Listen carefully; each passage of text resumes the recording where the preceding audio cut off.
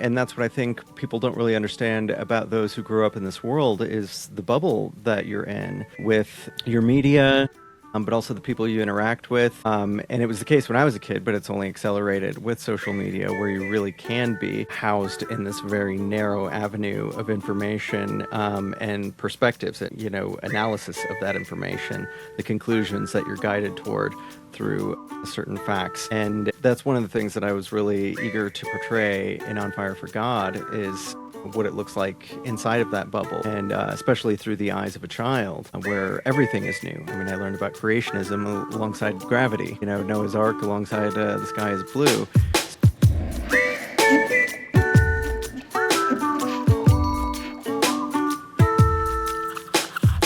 Growing up in abject poverty in America is something that most of us can't relate to. However, the gap of those with wealth, stability, and those without is becoming wider and wider.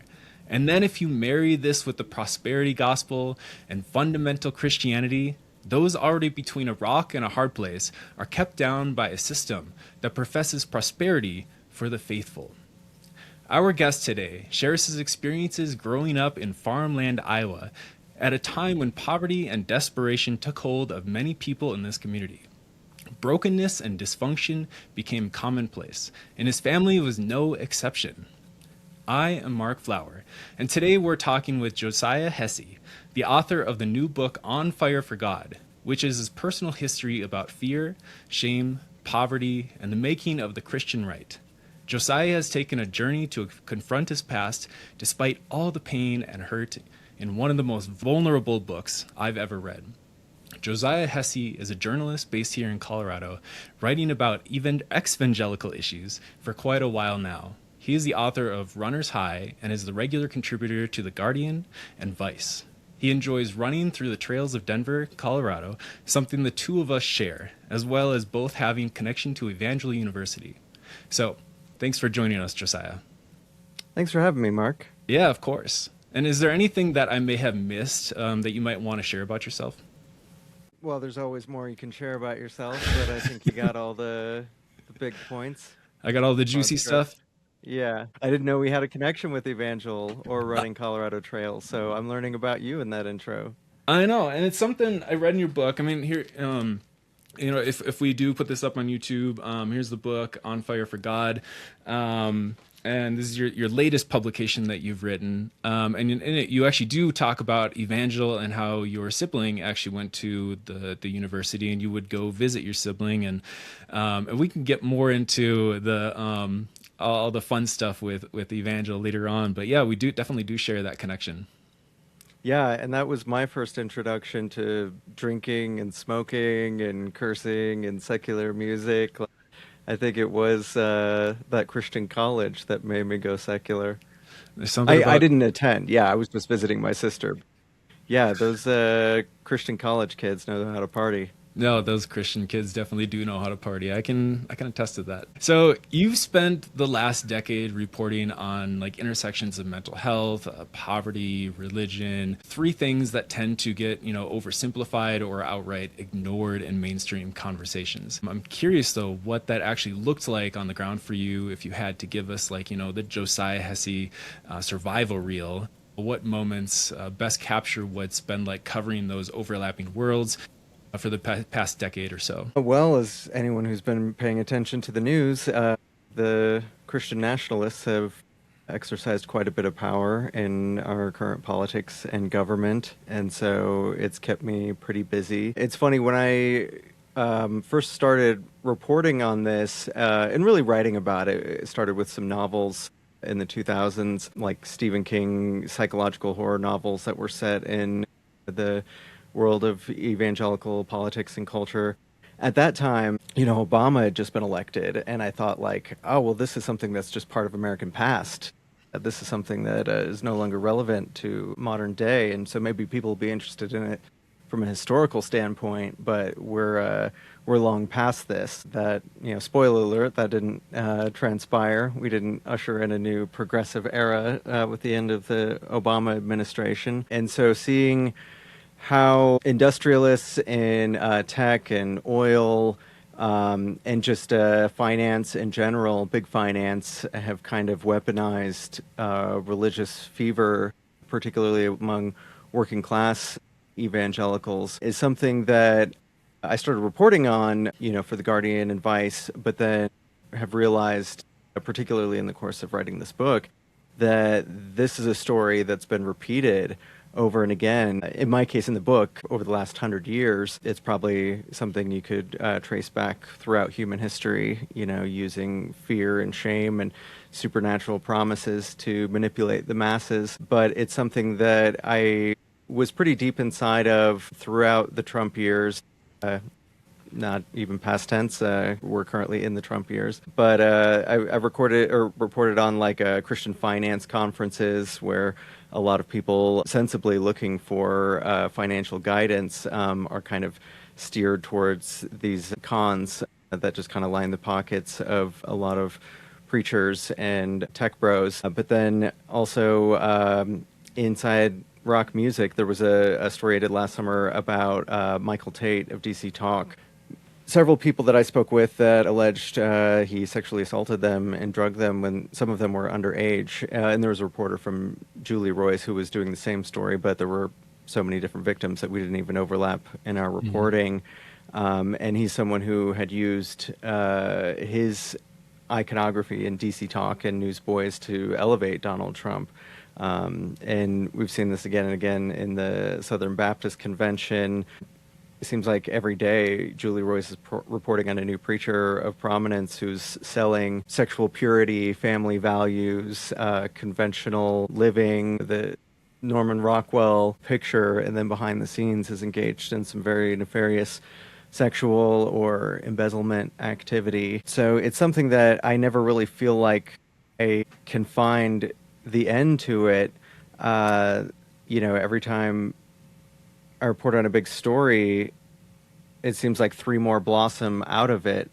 And at the same time, it does feel like you're screaming into the void because, Trump's approval rating among Republicans is currently at 80%. And that's down considerably from where he was. But it doesn't feel like it's penetrating in the way that you would assume it would. You would assume that this is, we've had 2025 Nixon Watergate moments where there's a smoking gun revealed. And in the case of Nixon, his approval rating did go from 90% to in the gutter, with just people being informed as to the truth behind the scenes. But it's not really transpiring the way that I would expect it to, and I think most of us would.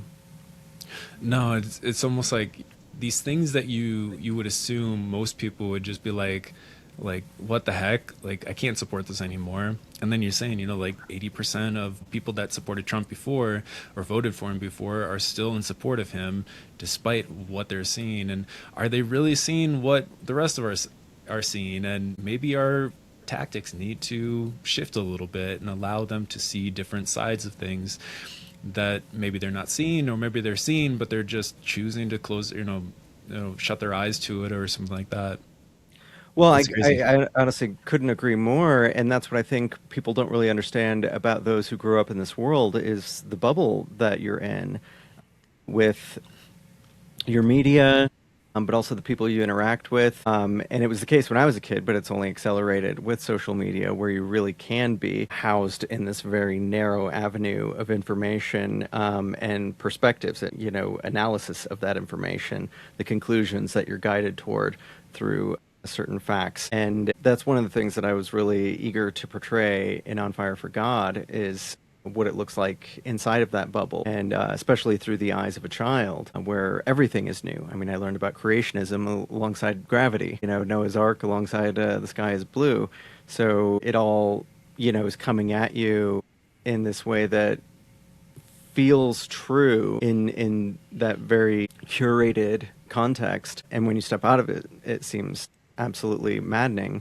But I always tell people who ask that question, how can these Trump voters believe what they believe? How could they vote for this man? I say, spend 2 weeks inside their media ecosystem. I'm not saying you're going to change your mind. You're going to suddenly agree with their perspective, but I think you'll have an easy time understanding how they get there. Yeah.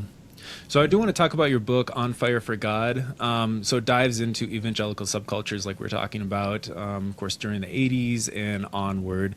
You have a mix of reporting and lived experiences, and honestly, it feels like you're both inside the room and standing outside narrating this chaos, this craziness. There's this palpable tension between like empathy and critique that runs throughout your whole book. So I was listening to Brad Onishi, and he said of your book that the humanity of everybody involved comes to the fore on every single page. And honestly, from reading your book, it certainly does. No matter how far the situation spiral out of control, you showed the person first as opposed to any failings, and confronting your past for anyone can be one of the most difficult things to do. How has writing on Fire for God shaped you as a person, as well as like your relationship with your family? And I honestly ask this because your story is not entirely unique.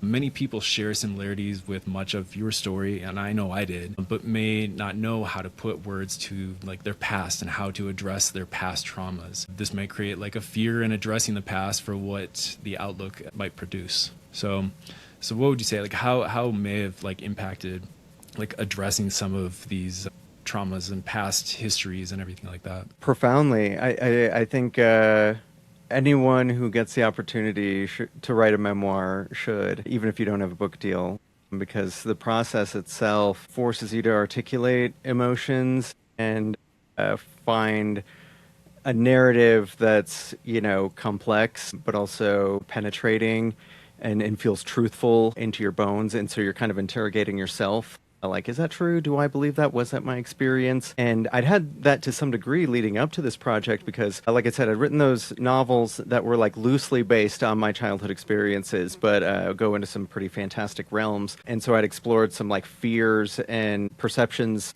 that I had as a child in those books. And then I'd written essays for Vice and The Guardian about my experiences growing up in this world because, readers love those freaky religious extremism stories. The more tragic, the better. Mm-hmm. But one thing I hadn't really done, certainly not to this degree, is go and interview a lot of other people who grew up around me, people that were adults when I was a kid, people that were kids alongside of me, people that went to these events like church camp and conventions and Christian rock concerts and youth groups. Just anyone I could get. And then also my parents. I think I did at least 6 hours of interviews with the two of them individually. And, because anyone who reads the book, I put a lot of their story in there. I felt like to understand me as a character, you had to understand my parents. And I go back to my grandparents, actually. So I wanted to know them as kids, as teenagers, as parents. When they were, 18, 19, they started having kids. They had 3 kids before they were 21. And so, everyone knows what it's like. Well, anyone who grows up with their parents in their lives knows that perspective of being like 3 feet tall and the world is big and weird and scary. And, your parents through that dynamic, but you don't really think of them as like, 17-year-olds, as people that you could relate to as adults. And so I learned so much about their marriage, about my childhood experience through their eyes, as well as my siblings and family friends.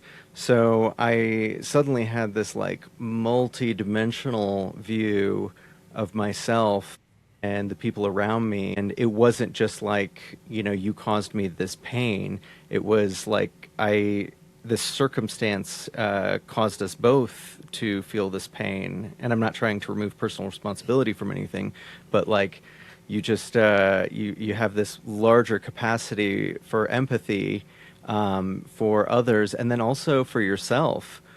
Things that maybe you unconsciously blame yourself for, or had a poor evaluation of yourself for. You're like, oh wow, I see that was way more complex than I've been viewing it. And so it was, when I was writing the book, I said it was kind of like therapy, but you only get paid when you have a breakthrough. because I was getting paid in installments as we, wrote the book, and I couldn't get to the next installment unless I really figured out my relationship to my mother, Mhm. and had some kind of not only epiphany with it, but crafting a narrative that's like accessible and entertaining to a reader. So it was all of these different irons in the fire that kind of drove me crazy, honestly, at the time. But I'm glad I went through that experience. Yeah, I'm glad you did. I mean, I'm glad you shared it with all of us because there are so many stories, and I feel like our upbringings were, I'd say vastly different, like socioeconomically, like all these different factors. Yet I found so many similarities with so much of what you said in the book, and that could have been anything from like the type of music I listened to, like church camps, just even the politics and how religion is kind of intertwined with all of that within the community as well as my own household. And there was so much that I could relate to, and I think that really shows that like when you get vulnerable, you show this side of yourself that most people don't see. And even if they think they can't really relate to you, there's always going to be stuff that you can relate to because we're all human. And I think that's one of the beautiful things that you really showed in the book is that you like we're not that much different from one another. Yeah, we had a different upbringing, but this is how we relate to one another. This is how we collectivize. This is how we understand one another, and that this media othering and culture war issues aren't really what we should be paying attention to. We should be looking out for brothers and sisters that are just like us, even if we're a world apart. And like I said, it's just your book paints that so beautifully. Thank you. Well, and I think we could tackle those culture war issues a lot more effectively if we come from that place of we're all trying our best. We're all good people. We're all empathetic people, and we all deserve compassion and respect and patience. And I do think, I love The Daily Show. I've been watching it since the 90s, but I really despise the sketches where they go and interview the people waiting in line for, Donald Trump events Hmm. and ask them questions that they don't have a very good answer to, and then we all get to laugh at how silly they are, how dumb it is that they believe what they believe or vote the way they vote.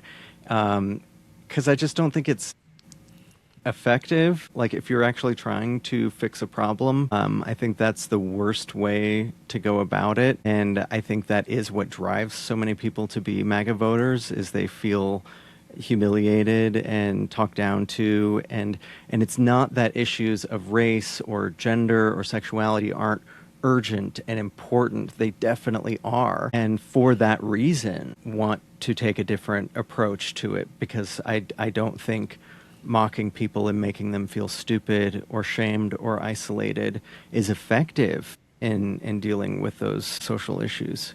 There was one story that really stood out to me though during the book, and I'll be honest, I'm not actually completely finished with your book, but somewhat towards the end, there was a story where after you became a bellboy at one of the hotels here in Denver for like a 5-star hotel, some fancy, and I won't give away too much. So I can let future like On Fire for God readers give them a chance to experience the story for themselves.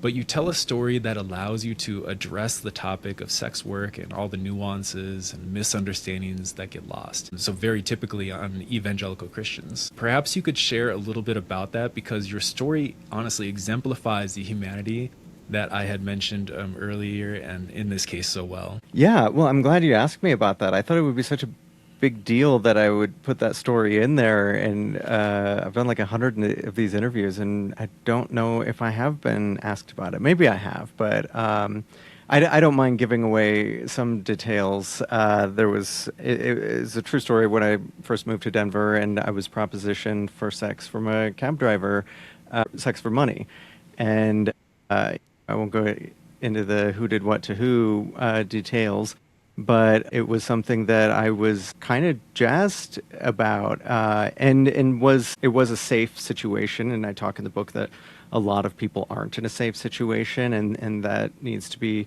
acknowledged. But that's not the entirety of sex work. And in fact, like the war on drugs, I think the more you criminalize it, the more you push it into the dark corners of society, the less safe it is for sex workers and society in general when it comes to violence or exploitation or health. And so, yeah, it's I was also drawn at the time and still am as a writer to like the more seedy elements of society. I love Lou Reed and William Burroughs and dark stories of people living on the edge. And so that's kind of the way I had approached it at the time, is like, I'm such a seedy urbanite when the transaction went down. But then afterwards, the man started crying and was kind of angry at himself and confessed that he had a wife and kids and that he was ashamed of himself. And I held him and had a kind of human connection with him, a human moment. And it was something it happened at the same time that Ted Haggard, the Reverend Ted Haggard of Colorado Springs New Life Church, who was a big deal in the 2000s. He was like the top evangelical advisor to the president, the equivalent of Paula White. He was for George W. Bush. He was the head of the National Association of Evangelicals, and he was hiring a gay prostitute in Denver, probably just a couple miles from me, and using meth with him. And it ended his career, and it was like a black eye on the whole evangelical conservative movement at the time. But I just wanted to create that scene to sort of portray some compassion for people in that situation. And I'm not saying it's not harmful and toxic to be an evangelical that is fighting against the rights of, your own sexual identity. Like, that does need to be called out, that does need to be acknowledged, but also that there's a human being, a frightened human being with very legitimate needs, physical needs that they didn't choose. And I always say that I think every single person is worthy of compassion. I think that is one of the few Christian ethics that I've carried with me into atheism. And that includes people who, do things that I think are harmful.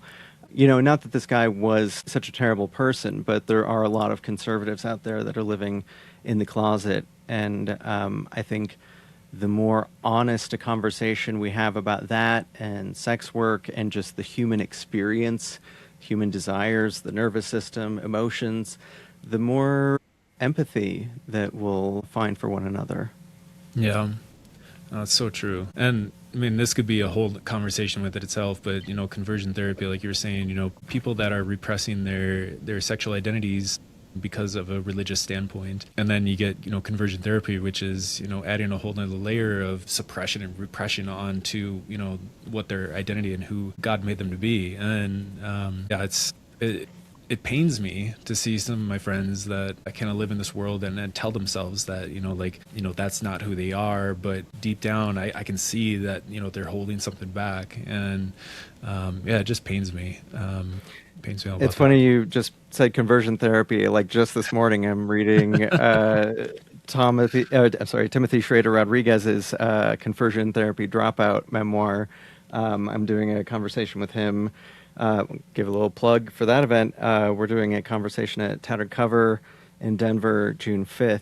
And yeah, it's an extraordinary memoir. And I'm sorry to interrupt you on No, that point, totally but fine. it just popped into my head, and I think he achieves that same thing of taking readers inside the mind of that experience, and he talks about how he pursued conversion therapy. He definitely illustrates how toxic it was for him and others, and how happier he is not going down that road. But that was also my experience. I didn't go to conversion therapy, but I know a lot of people who were like, yeah, I went to youth group, I went to Christian rock, and I thought it was all bullshit, and I just sat in the back of the pews with my arms folded and couldn't wait to get out of there. I thought those people were so weird. That was not me. I was more on fire for God, to use the title, than my parents were, at least by my teenage years. I was going to church events like 9 times a week. So it was my whole world.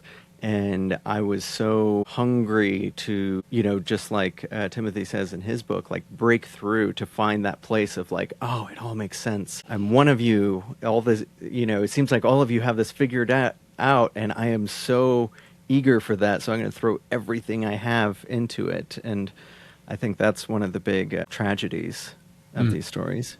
Yeah, definitely. I want to shift a little bit.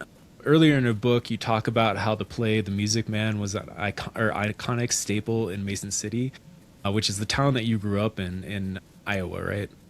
Yes. So in the story, there's this charismatic figure who rolls into town, identifies fear, which basically creates trouble, and then sells a solution that may or may not be real.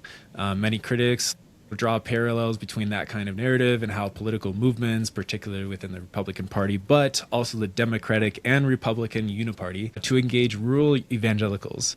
Do you see that kind of Harold Hill effect at play? And if so, why does it work so well? Excellent question. I'm always excited to talk about The Music Man, and especially the satirical aspects of it, which no one ever brought up in my hometown. To this day, I've actually never really read much about The Music Man as a satire of religion or politics, but it seems obviously written that way to me. But in my hometown, they couldn't be happier to be associated with that story. I mean, the story makes them look like gullible rubes that get taken for a ride.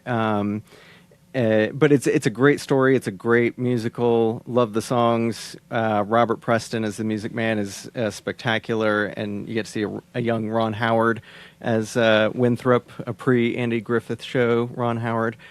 But yeah, I was so familiar with that story. Everyone is in my hometown growing up. But then when I started reporting on the Christian right, and particularly the history of it, I kept seeing that same narrative playing out again and again and again. And in The Music Man, when Harold Hill meets his buddy, runs into him in this tiny town, played by Buddy Hackett, he says, like, we need to find what's new in this town.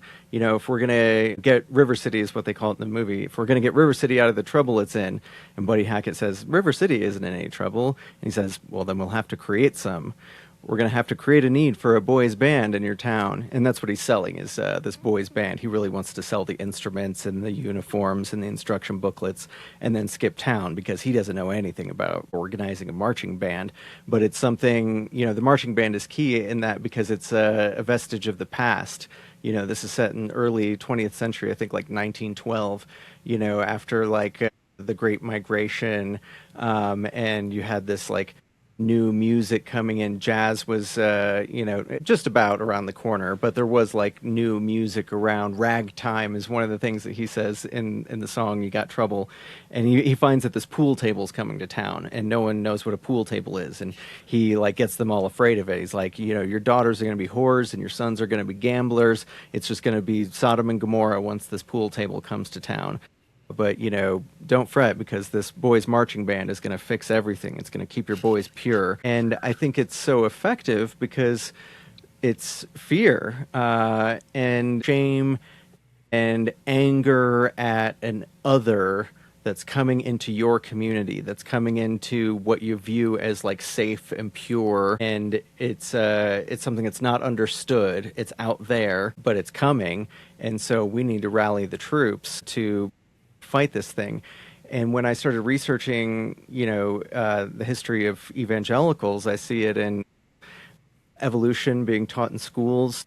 In the 1920s, there's the famous Scopes trial that anyone who doesn't know about it, research it. Scopes, it's an amazing story. Yeah. But then, the Great Migration of people of color coming out of the South and into the Midwest and the West and the North, and, banker Jews coming from the East Coast. And then you've got the Red Scare with communists, and then civil rights, women's rights. Abortion was a huge one. Evangelicals did not care about abortion or Roe v. Wade until a good 5-6 years after it had passed, and the moral majority figured out how to make it the pool table issue of the time. But then the war on drugs was completely fabricated, and people in the Nixon administration have admitted that it wasn't about the drugs. It was about fighting voters that were against Nixon. Satanic panic, Muslims, gay marriage in the thousands, and immigration today, but immigration has been a staple through, I guess, human history, really. But yeah, it's a big one, obviously, with the Trump administration. And now trans people, you know, a lot of these things fall by the wayside. Like nobody Mhm. cares about women wearing pants anymore. Nobody cares about rock music, leading kids to satanic worship. Nobody cares. A lot of people don't care about gay marriage like they did in the 2000s. But in the time, like right now, people care about trans people in sports, the fewer than 1% of them that are out there, as much as they did those other social issues in the past. So it's always a very effective tool of political and emotional and economic manipulation. Yeah. And following that thread, there's this idea that certain political narratives have reframed like who the enemy is, often shifting focus, like you're saying, toward the poor, the marginalized, while aligning with wealth and power structures. This is, of course, a pretty stark inversion of a lot of biblical teachings people claim to follow. Like from your reporting, how do those narratives actually take root and stick in these communities? Well, I think the media is a big thing, and especially media that serves the narrow interests of those groups. Fox News is a big mouthpiece for the Christian right, and it benefits Fox News to, reflect that narrative. The more narrow it is, the more people are going to latch on to it, the more accessible. And social issues, I mean, most issues are never as straightforward as they're presented by commentators. And I get we want learned people to give us analysis of the news of the day and give us their perspective. But more and more, I guess I don't want to frame it as a contemporary issue because I saw it throughout history. But the more narrow they get mixed with, the fever, the outrage, the anger, then the more the deeper it takes root in people, and the more people it takes root in, because it can just be obvious to people what's going on. And I do see it with social issues on the left as well, and do sometimes push back against my friends when they want to have a very simplistic issue of the way things are and the way they think things should be. And it's not necessarily that I'm saying you're wrong about this, but it's just much more complicated. And it's not like, oh, it's more complicated, so don't bother, or you're dumb or you're wrong because, you have this simplistic worldview. But like, let's get into the nuance. Let's get our hands dirty with what's working and what isn't working and why something wasn't working and can we do it differently? Do we want a completely government-run economy, or, do we want laissez-faire free market economics? And how much nuance is there between those two things? How much of a gradient could there be? Again, with like Christianity, or any kind of religion, I'm an atheist. I don't believe, but I'm not like a Richard Dawkins, Christopher Hitchens kind of atheist where I'm like, well, it's all awful all the time and it should all disappear from the face of the earth. No, there's beauty in it. Whenever I travel, I want to go see the old churches. I love reading the Bible.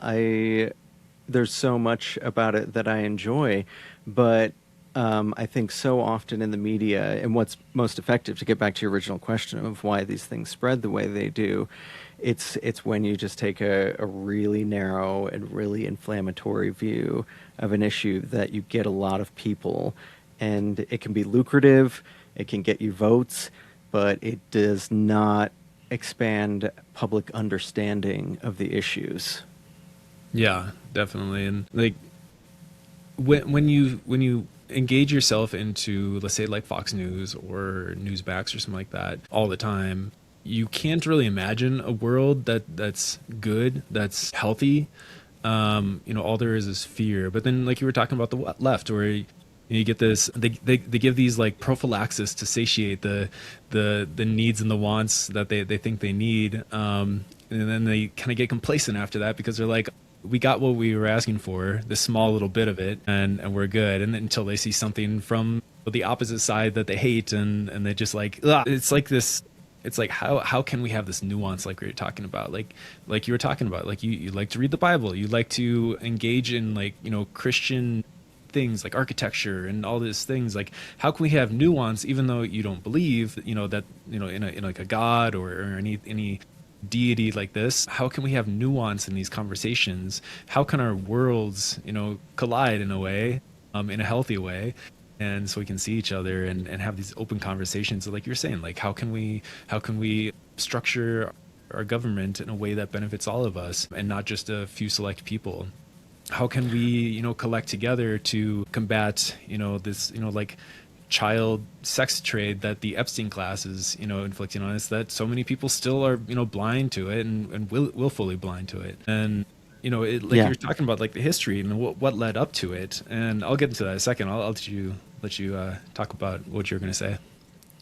Well, I think about that a lot myself. I think one of the most effective tools for empathy and understanding is curiosity. And curiosity has no agenda. It doesn't go into any story with heroes and villains, right and wrong. It doesn't go toward any information looking to confirm a bias or to get ammunition to destroy someone else's argument at a later date. I think we all do that, and I've been guilty of it, like reading a story, like, oh, I'm going to file that little piece away so I can, you know, tell that person that they're wrong about this belief they have. Curiosity is humbling, and it's also freeing, because you don't have to go into any observation with the burden of, you know, oh, I can only find the information that confirms my worldview, and anything that complicates it, or I'm not going to feel too good about that. I'm going to get angry or accuse this person of being a liar or, you know, having an agenda, even if they do. When you're curious, you just want to know for its own sake. You want to understand for the sake of understanding, not for any other long-term goal.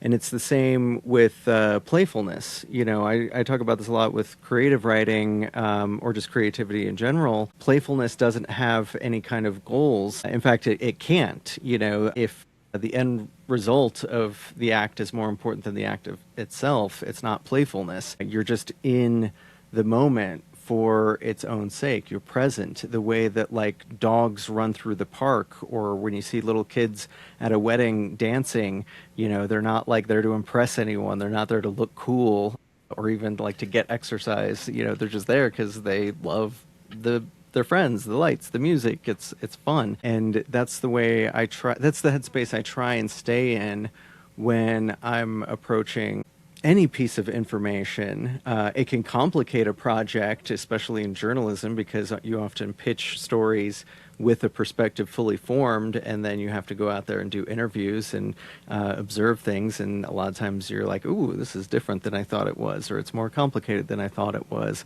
But that's where you find the good stuff.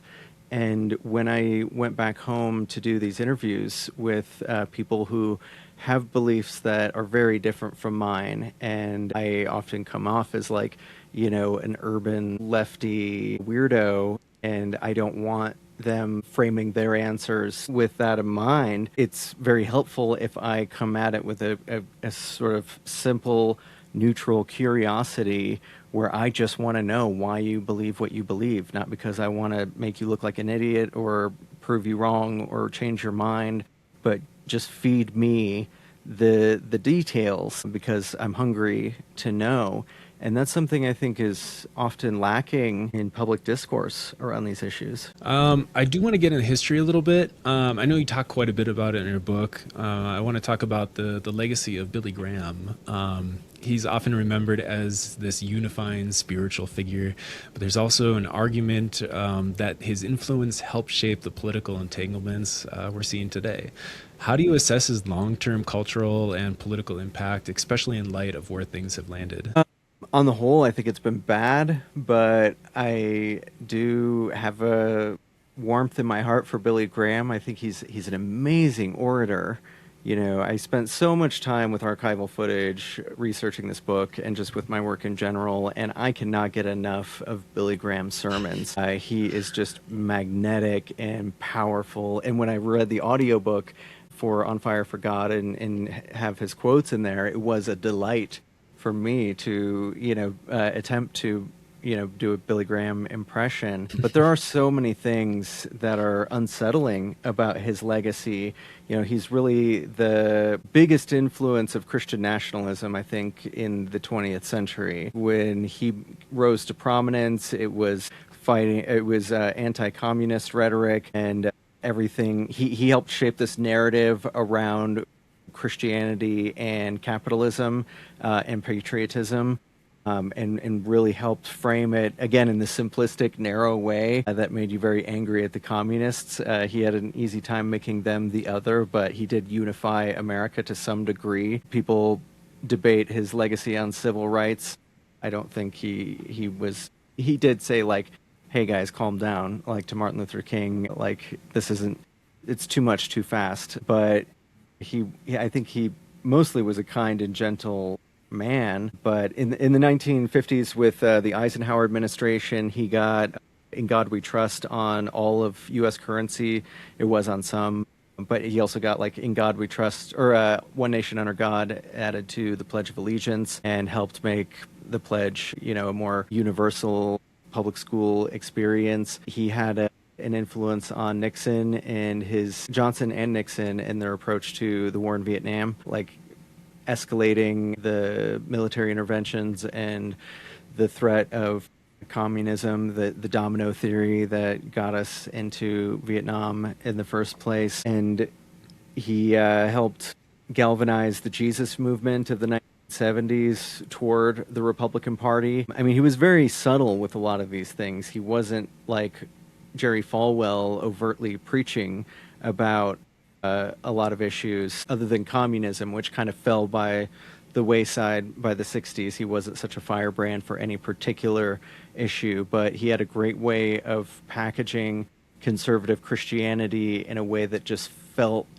true and felt American, and kind of just gave people this worldview that I don't think we would have the moral majority. I don't think we would have had George W. Bush or Trump without Billy Graham. Certainly not without his son, Franklin Graham. And the whole apparatus of the Christian right, he wasn't the only one. There were a lot of them, but he was the most effective of them. I think as much as Reagan had an influence on the economic trajectory of America, particularly for poor people, Billy Graham had for cementing Christian nationalism in the minds of American voters. I gotta say, your take, you're very well spoken on this. Your take is very more nuanced and kind. Other authors like Jamar Tisby in his Color of Compromise, or Kristen Dumais on her book Jesus and John Wayne. I know they talk, considerably about Billy Graham specifically and his connection to all this. And I love hearing all these different authors kind of coming in different directions on like these particular figureheads like Billy Graham. Like, he's such a very often talked about figurehead within the Christian space. And so I appreciate your take on it. Like, I loved reading about it. You had a lot of historical stuff in there, and that's what you do throughout your whole book. Like, you add so much historical alongside the stories, and you just add such gravity to everything with how you present it all. I love it. There's actually one Billy Graham story I want to add that is in the book, and it's a famous Billy Graham moment. There's a plaque around it where his sermon writing partner lost his faith after all the footage of the Holocaust spread throughout U.S. newsreels. He's like, how could there be a God? How could he allow these things? And also asking questions about the Bible, its historical resonance. The fundamentalist view he had of it just didn't really fit with his logic. And Billy Graham was struggling with it, and he had this moment of praying at a rock and saying God, I don't understand all of this. I don't understand everything about the Bible. I don't understand all the questions that Chuck, his sermon writing partner, I don't understand all the questions that Chuck has. I don't have answers to them. but I'm going to trust that you know, and that it does make sense, and I'm going to just live by faith and move forward. Like, it's a kind of intellectual suicide that he willingly made. And I think it's a necessary thing to do if you're going to maintain that worldview, because I went in the other direction. But I think you, at least for people who have that itchy curiosity, particularly neurodivergent people, you just can't sit on that fence and be like, this doesn't make any sense, but I'm going to devote my entire life to it, and I'm going to live in like fear and terror over these issues that I don't fully comprehend. You have to go one way or the other. Mm-hmm. Yeah. So we're getting close to the end here. I did mention, we did talk about Evangel, our connection. You had talked about, of course, like we had talked about your sister and visiting her. So after visiting her, you almost had this like anthropological realization that religious kids, you know, they party, like really party. And like I said, I can attest to that. I mean, I attended the school. I mean, there would be, you know, weed smoking in rooms and, you know, off, you know, campus, you know, parties on Fridays and Saturdays and whatnot. So lots of that happening. So I can say evangel students do know how to party. Did your experiences shift how you understand evangelical culture, or did it just confirm that humans are going to human, no matter how many chapel services that they attend? Well, I think at that time I was like 17, 18, and so everything was becoming more complex. It's the age where, you know, you start finding your own path, and all the things that you've been prescribed when you were younger, you start questioning, and you start getting new information that complicates it. And so everything just becomes a little fuzzier, and in a good way. Like, you want to just open yourself up to be like, I'm not going to just be rigidly believing what I believe. And yeah, I did kind of get a peek behind the curtain in that moment of seeing that all of the rhetoric that people profess to live their lives to, the legalism of no cursing, no smoking, no premarital sex, no drug use, that it's not entirely that rosy picture that's been painted for you in practice. And I think by that time I knew that my dad had had affairs. I didn't know it into the detail that I reported on the book, which does get quite outrageous, but I thought, like, oh, my dad's a sinner. Like, my dad smokes pot. Like, I'm so humiliated. It's just, I can't even tolerate it. How could he, you know, be such a terrible person? And then started realizing, like, oh, that it wasn't just my dad. And in that moment of evangel, yeah, seeing, like, it was somewhat prevalent. But then I would learn, like, that certain pastors' kids, you know, had a premarital sex and got pregnant and maybe had an abortion, or, you know, were arrested for drunk driving, and the, you know, people in the church leadership were having affairs with one another. And I'm not saying any of this to judge them or shame them, but to just kind of, it was a matter of years of like slowly pulling back that curtain and being like, well, look, it's nothing like what they've been saying it is. Like, everyone's been working so hard to maintain this illusion of purity, of sanctity. And I'm not trying to say, like, oh, you're hypocrites, like, screw you, I'm going the other way. But, like, oh, let's just drop the bullshit and be real with one another, and be okay with people falling short of the ideals that they have. You know, years later, I'd attended some 12-step meetings. It's never been a big thing for me, but it has for a lot of friends. And I think one of the most magical healing things of it is these people who have the burden of shame unloading in front of one another, and unloading the things that they could never tell even maybe their spouse or their parents or their coworkers, because it's just intolerable that the world knows these things about them. But they can sit in a room with people that they know, you've been there, you've got the same skeletons in your closet, and I'm going to show you mine and you show me yours, and we're just going to be there for each other and accept one another, and it's going to be okay. And it doesn't mean that these are good things, they're things we want to work on or change, but we're not terrible people, and we don't need to be isolated and shamed and, you know, hate ourselves about these things. And that is the way, ironically, to get over that bad behavior,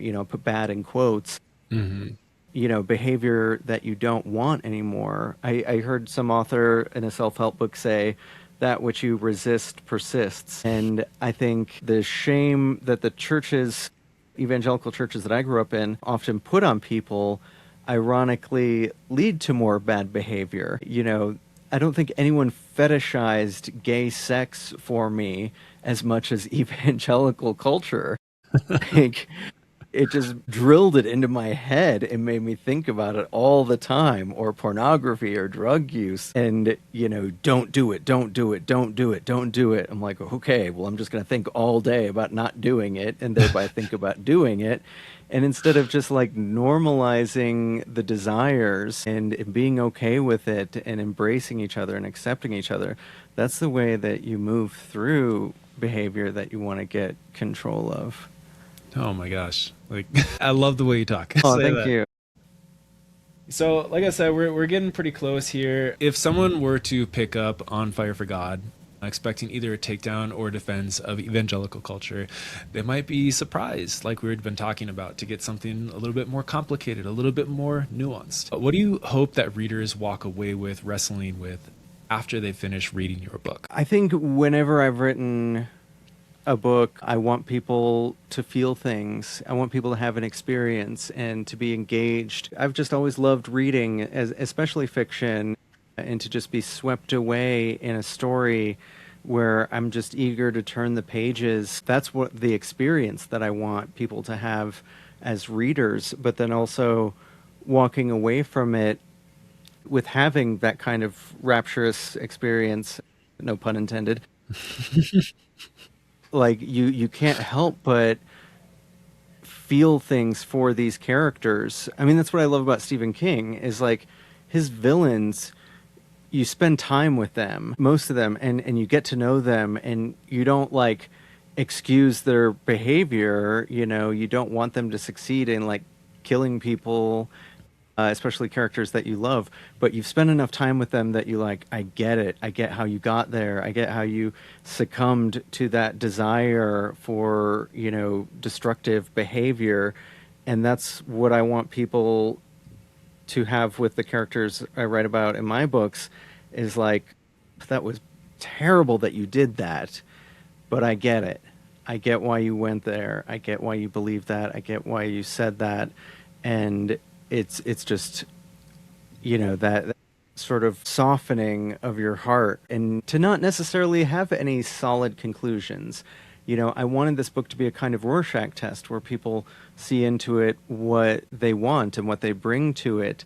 And I didn't want to guide them to say, like, this is what I want you to believe and this is what I want you to take away from it, while still having a cohesive narrative, obviously, but just to kind of feel and think and be stimulated and challenged, and then take that into their lives and do with that what you will.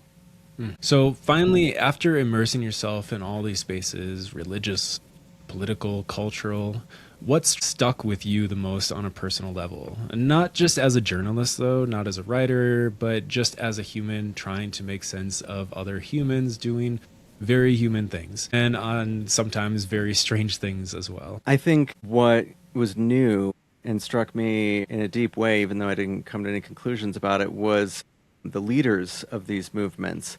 Not necessarily the Jerry Falwells or the Pat Robertsons, but like my pastor and the people who led my church camp and were in the Christian rock bands that I idolized. People have asked me since the book has come out, do you think they were in on it, or they knew that they were swindling people, or that this was bad for people, that they knew prosperity gospel was nonsense? And while I can't see into anyone's heart and mind, I often think of, well, one, that line from John Upton Sinclair where he says it's difficult to get a man to understand something when his paycheck depends on him not understanding it. So there's an incentive for pastors to believe in prosperity gospel, because it works out very well for them. And so if they believe it, they'll be able to sell it.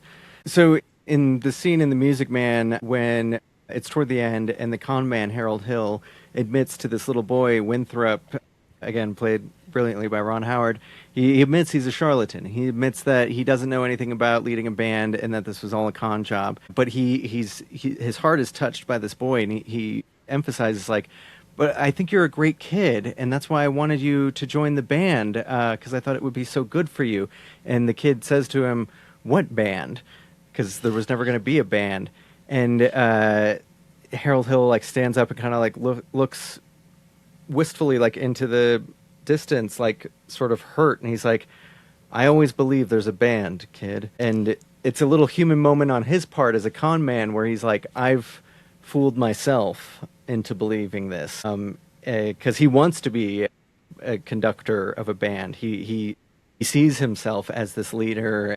He believes the rhetoric that he's going to save this town, but in the back of his mind, he knows it's a con. He's pulling a con, but he believes it to enough to be able to sell it. And I think, well, and I know I've interviewed a lot of people who've come out of church leadership that had that same kind of dynamic inside their minds and hearts of, like, is this real? I don't know. I need it to be. So I'm gonna, and I'm worried that if I let these doubts show on my face or in my words, that I'm gonna lead other people astray.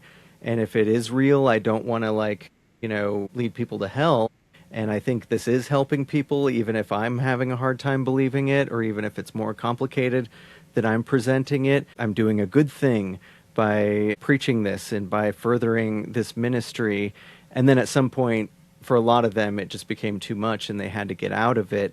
But that internal struggle that a lot of them have was something that I hadn't really considered all that much. I knew a lot about believers, the congregation, and what it was like to be a child in that environment and a teenager in that environment, and had endless compassion for all of them.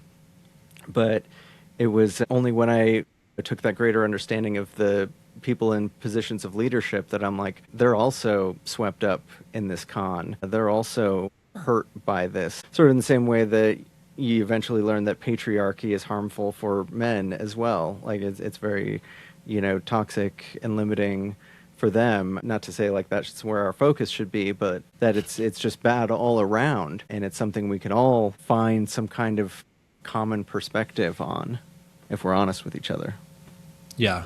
No, there's so many things that if there's just a little bit of personal reflection on our own lives, like how much we could really change, not just within ourselves, but as a society too. And yeah, I think The Music Man is just such a good example of all this, like kind of what we talked about before, and like he just shared, we're fooling ourselves. And how much are we willing to accept that that's what we're doing within our own lives? Yes.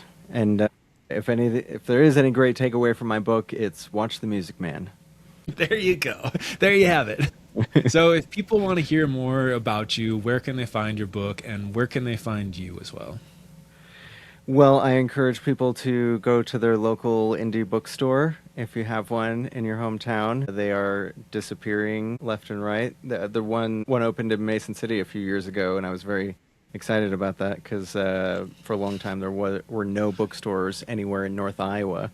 You had to go to like Walmart or Target if you wanted to buy a book. But a lot of people buy them online, and I get that that's a necessity for a lot of people. So, it's put out by Pantheon, an imprint of Penguin Random House, so it should be available anywhere new books are sold. You can find me at my website, josiahhesse.com. I'm on Instagram at JoJoDancer. And going to be venturing into the swampy waters of TikTok soon. So once I have that handle, I'll let people know. But until then, find me on Instagram. I can tell you, I've dipped my toe into TikTok. I haven't fully submerged yet. So some of us, it just takes a little bit longer. Yeah, well, I'll get there. Yeah, we'll all get there.